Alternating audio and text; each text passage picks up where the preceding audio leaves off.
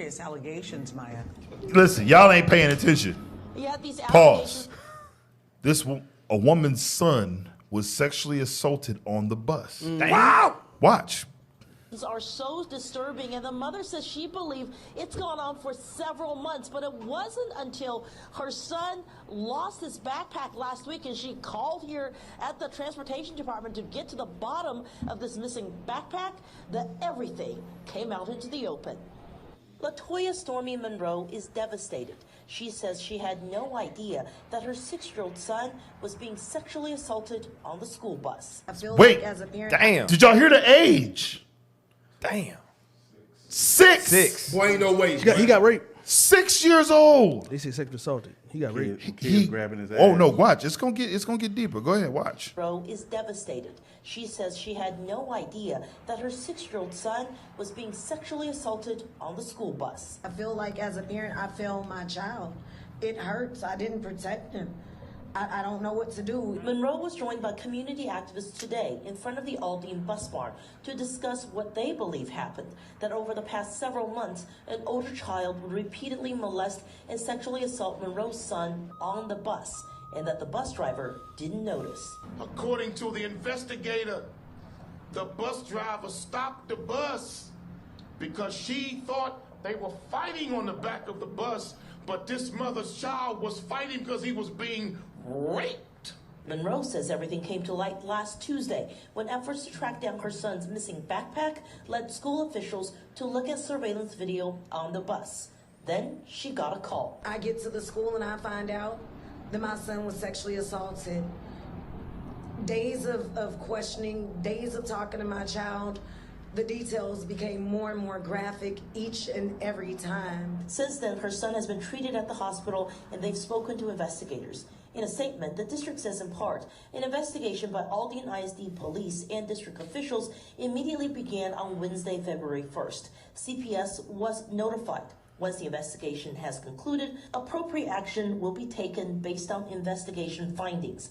Meanwhile, Monroe says her son doesn't even fully understand what happened. He's not really at his age understanding the magnitude. He actually really stated that why couldn't this kid be given a second chance? If God gives second chances, why couldn't the perpetrator? Monroe says she hopes her speaking out today will get her answers and justice for her son. Check this out. Let's be all the way real. So those other kids. Bruh, it's what's being pushed to these kids. You think it's not affecting them. These were some older kids. They got a hold of this little boy. And you think about it. They had the bus. When they went and looked on because they lost the backpack. They went and looked at the footage. And think about it. The footage had to been so bad that they're like, no, they call it rape. Right. Like, look what's happening. They was raping the little boy, little 6-year-old boy. Mm-hmm. And again, it's because the times are changing, y'all. They've been changing, but what we're seeing is this progressively getting worse and worse and worse. Give me 2nd Esdras 14. 2nd Esdras 14 and 14. Worse and worse and worse. These are the conditions we're living in right now. But no, Christianity wants us to sit back and just pray about it. Mm-hmm. Right. Your pastor wants us to just sit back and just hope for the best. You can't judge them.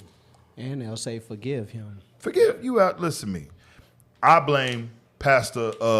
Give me some names. I blame Scobie. Jakes, Scobie out here. Dang, you just reminded me. Bishop sent me some stuff I was supposed to get him. Damn, I'll get him next week, Bishop. I'm gonna get him next week. Anyways, Christianity's to blame because you're not teaching what God said to do. And now you've made an allowance for homosexuality, and they're normalizing it. That's what's happening right now, and these are the times that we're living in. And this is why we're living in an overcorrectness period where everything is okay, and you can't speak against somebody because they do this. It's your fault. Read that. The book of 2nd Esdras, chapter 14 and verse 14. Come on. Let go from thee mortal thoughts. Read. Cast away the burden of man. Put off now the weak nature. These are instructions that Ezra is being given. To let go of mortal thoughts, Cast away the burdens of man, put now off the weak nature. He's preparing them for what's to come. Come on. And verse 15. And set aside the thoughts that are most heavy unto thee. Read. And haste thee to flee He said, haste thee to flee from these times. from these times. Read. For yet greater evils than those which thou hast seen happen shall be done hereafter. Read that again. Verse 16. For yet greater evils For yet greater evils. than those which thou hast seen happen. He said, this stuff that you see happening now, greater things is coming. Read. Which thou hast seen happen shall be done hereafter. Come on. For look how much the world shall be weaker through age. Read on. So much the more shall evils increase upon them that dwell therein. The more, as long as we continue on, prophecy's telling you it's going to get worse and worse and worse. That's what we're living in right now. That's what we're witnessing right now. Read on. Verse 18. Come on. For the truth is fled far away, The truth is fled far away. Come on. and leasing is hard at hand. Leasing is hard in hand. For now hasteth the vision to come, which thou hast seen. So right now we're living in these times. He warned him that it was going to get worse than what it was then. Now imagine at this point in time with Ezra, the law was burnt. Folks was tripping. They was listen. Ezra was like, listen, I will admonish the people here now, but who's going to admonish those to come? Because the law was burnt. Now look at us today. Our people, they knew who they were. Now look at us. We don't know who we are. We out here on some crazy stuff, y'all. And all we're witnessing is, again, the world waxing worse and worse. And this is why it all gotta burn. That's right. It all has to burn. It has to come to an end. Right. Right, we ain't done. We are not done. Give me the next one.